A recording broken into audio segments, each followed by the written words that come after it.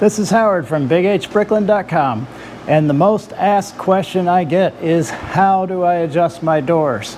Well, I'm finally going to show you how to do that. We're going to take you from this to this, the bare birdcage and hinges, to this. Now keep in mind, this door is adjusted to the body. We have not adjusted the fender yet. You do that last. Isn't that sweet? That's the way it should be.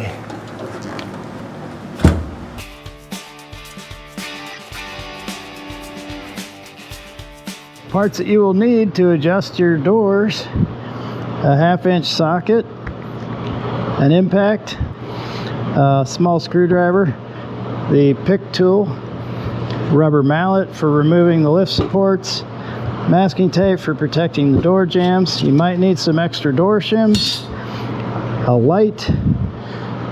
You can upgrade bolts in the door with these bolts here, and a center punch and a ball peen hammer. I don't like door props, but you can use a door prop. I would rather see the air system in operation. It works a lot better that way. Then one of these long, flexible 40-inch rulers to check the straightness of the doors. And last but not least, the towel. I would get about 4 towels. They could be old or new, but as long as they don't have holes in them. So we have our Bricklin door hinge. Make sure they're free moving. If they're not, soak them in evaporust, lubricate them, then get them painted. These, when they're closed, have to look like this. We actually have one that was assembled backwards. Don't be fooled by one of those. And here's the famous backwards hinge. That will never fit a car. So you want to make sure you throw a towel at the bottom. It doesn't have to cover everything. Do not put the weather strip on the door. Just leave the birdcage seal on the car.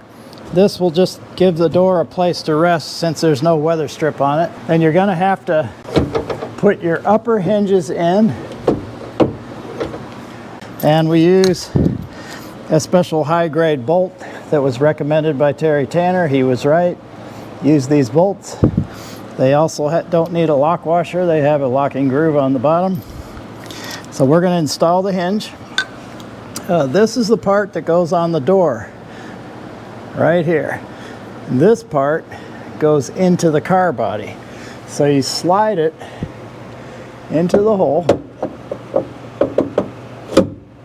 And then we want to put a towel up here to protect the bodywork.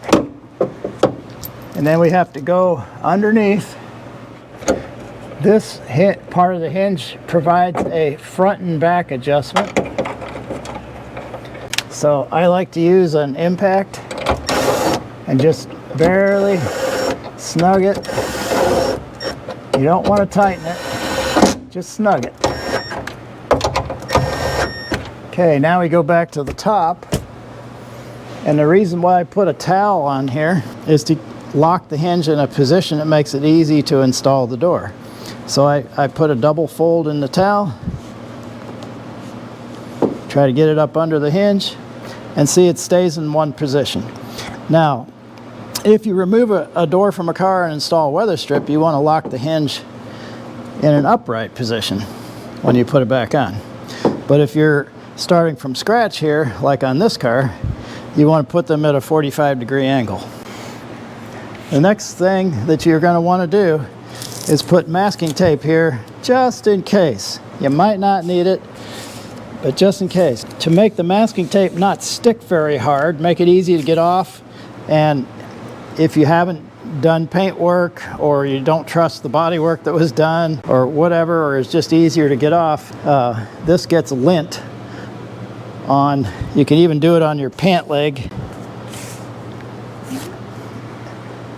and it just lightly sticks, but you want it to fold over a little bit, and do that all the way around the door opening. We have to grab an assistant, turn the door upside down, and get it ready to put on the car very carefully. So you have to, okay. Now, when you flip them over, just set it on the bottom edge. And then we got to bring this over to the car. Keep it straight up. All right, now I want to lift it high enough to get it to go into the hinges very slowly and carefully. There, let it rest on the roof, and then slowly bring her down.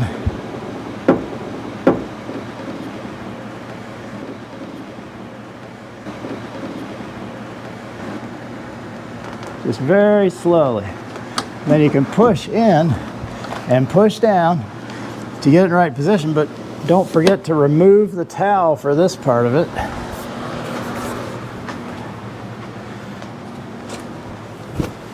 Just like a magician. This we use to check the level of the door.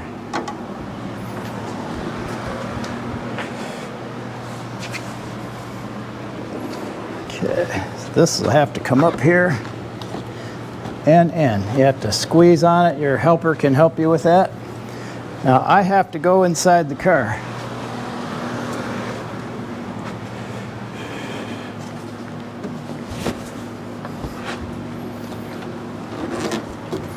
With no window, these doors are nice and light.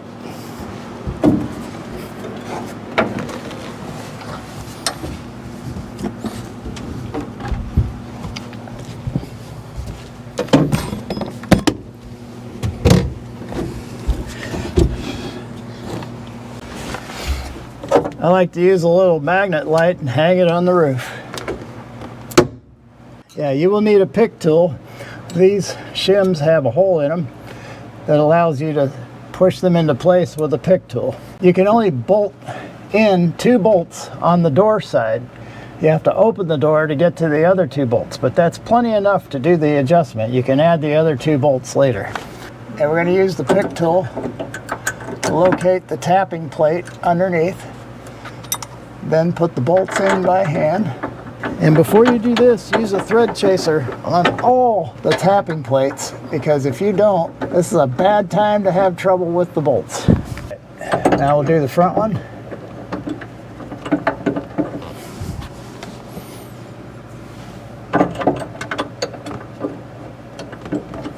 Push the door in where it looks right on the outside. My assistant's going to do that. Then you snug them down. Looks like the door just raised up. That's normal. Watch the door raise up. You have to get on the outside of the car and look at the top of the door, and we're going to put the ruler across and see how high this door is. Is it high? Quite high. So it's quite high. Now I'm going to loosen up the inner hinge. If you notice, the other door that's already adjusted has the shims already put in place. This hinge here, if I loosen it, the door will drop down. It jumped down the minute I got the last one loose. So how far are we on the top there? Need to keep going down. Even more. Okay, so we're gonna have to put a whole bunch of shims in. I'm gonna start with the thick shims first. There you go. They slide right in. You take your pick tool and push them forward. And you go in one at a time. You gotta slide another one in. And the pick tool, they go in one at a time. And you might have to loosen the bolts a little bit more.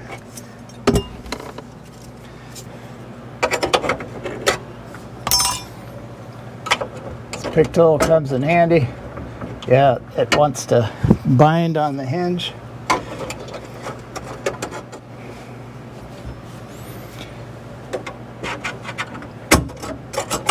Okay, you put some shims in. I think I have maybe 4 shims.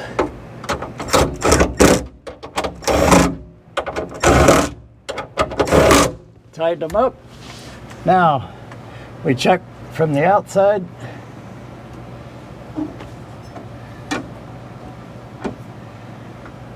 add a couple more. We can add more shims.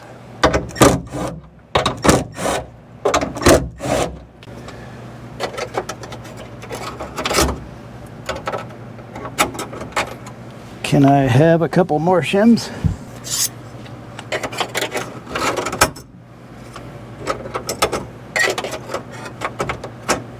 Pretty interesting adjustment. I don't know who designed this, but it actually works. Okay, is the door pushed back?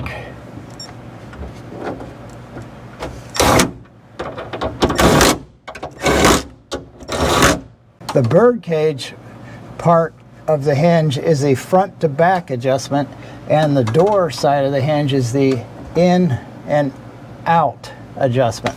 This tip so far up. And we've got backside up high. More shims. Careful, don't hit the door. There we go. That one was high enough where it went in without the pick tool. Another one in without the pick tool. Another one in. Now we're going to have to use the pick tool.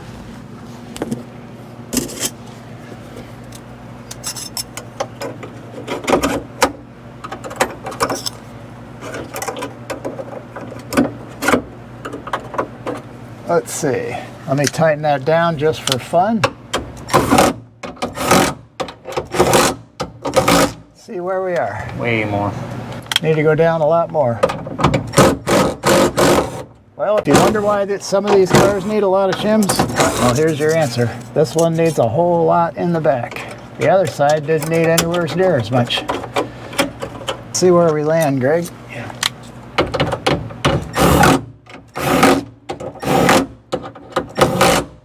How's that? It's still very high. It did come down, but A little bit. Not enough. Let's take a look.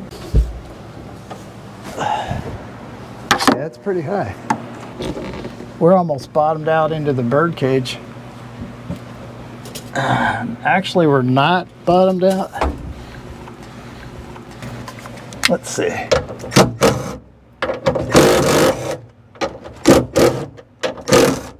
We got room to go. 2 more shims for sure.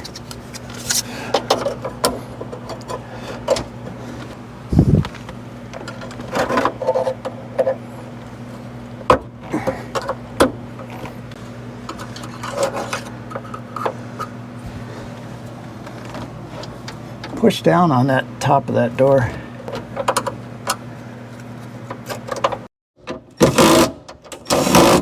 Any better? Better. Okay.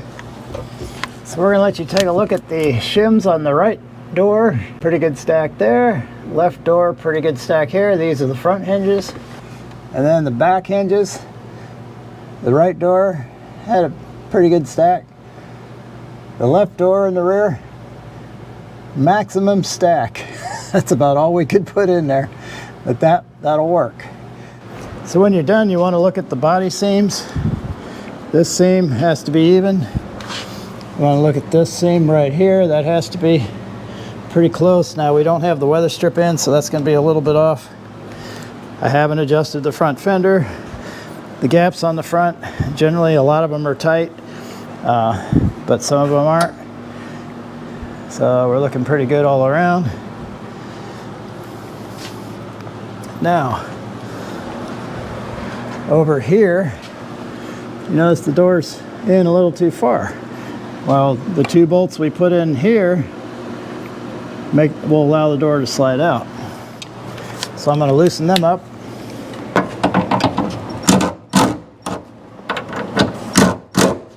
Do that from the outside, pull the door out a little.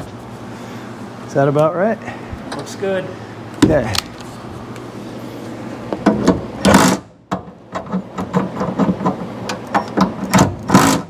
Much better on the rear. Front is sticking out too far. So we're going to move the door in.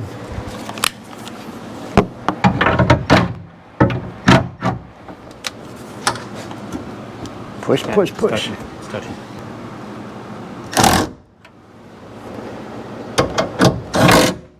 Okay. We're still just a tad high. and we'll try to scoot that in. It may end up coming close to touching here. Once again, that's not unusual. It's going to look like it touches when the bolts are loose. We're going to lift this door up and shove it in a little.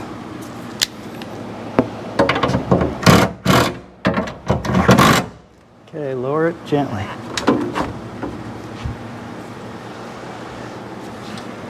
It's pretty close, but we'll work with it a little bit more once we get the weather strip on.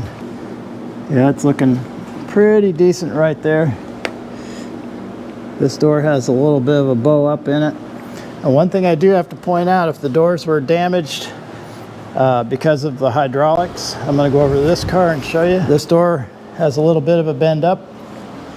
And back here, it has a bend up too. You can't adjust that out. That door shell is bent from the hydraulics. That's from the solenoid failure to open the latch. We're going to mark the hinges so when we put the weather strip on, we will know where they go. Now, if you use a prop,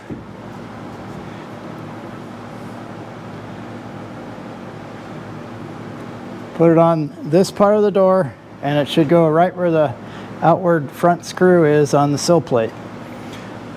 I don't like props. You can get hurt. That's why you should have the air system working before you use a prop. In this case, we don't have the air system working yet, but we're going to put the piston in right now, and it will be working. The door cylinders are in, and the air system is working. Now that the doors are up in the air, we're going to remove them to put the weather strip on. The additional bolts will go in here, but we're not going to put them in right now because we have weather strip to do. The doors come back off. But we have these adjusted properly, so what we're going to do is put a center punch mark here and a center punch mark here. When these center punch marks line up, the hinge is properly adjusted because this hinge moves in and out, not front to back. We're going to go over here and do the second one.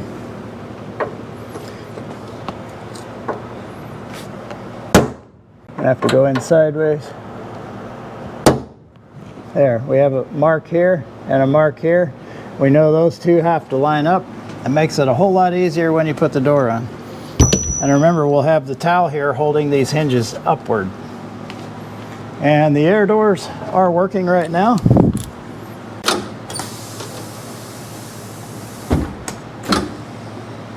They move pretty quick with no glass in them. And it's a lot safer than a prop. I do not like using props. Get the air system working first before you do anything to the car. And that way you have a way of keeping the doors up while you work on it without worrying about an 84-pound door breaking your leg.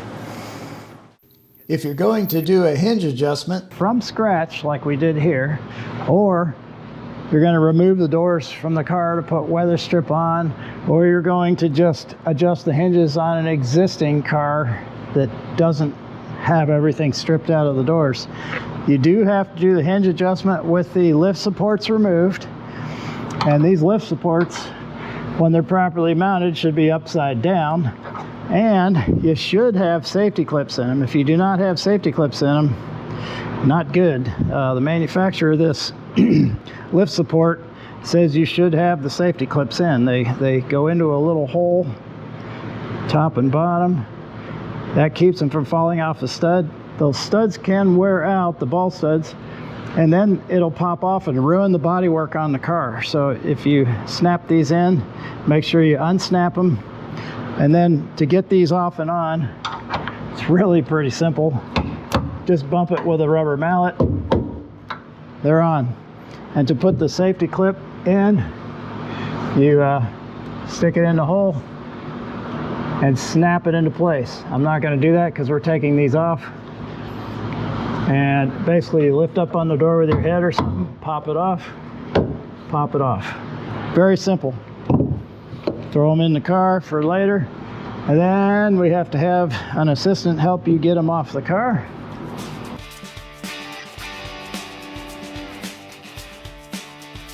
We have to put the towel, fold the towel in half, stick it over top of the door, slide it in behind the hinges.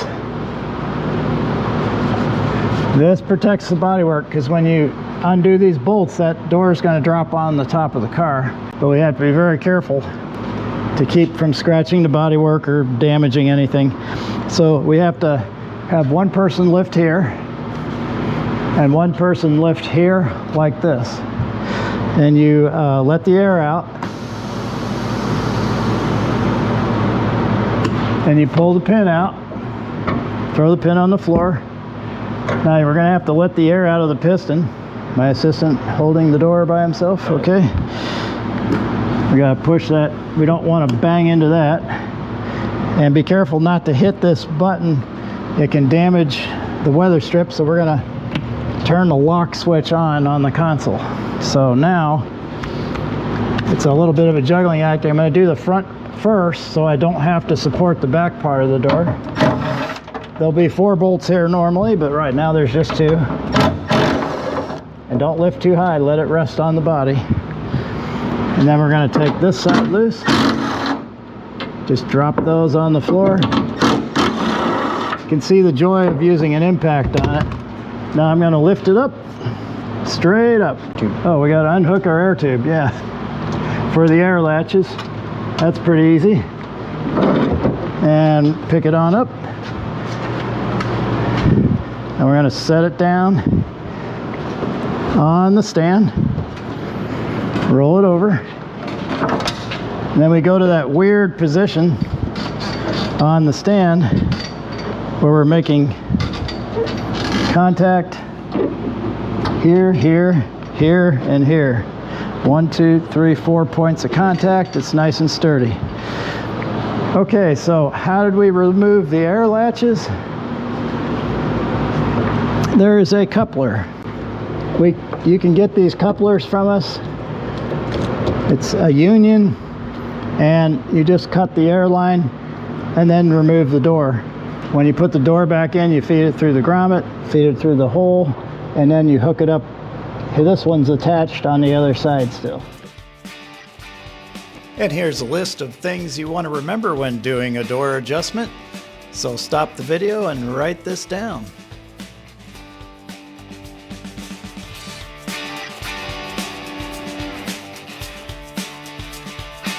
I hope this makes your Bricklin restoration project go a whole lot easier.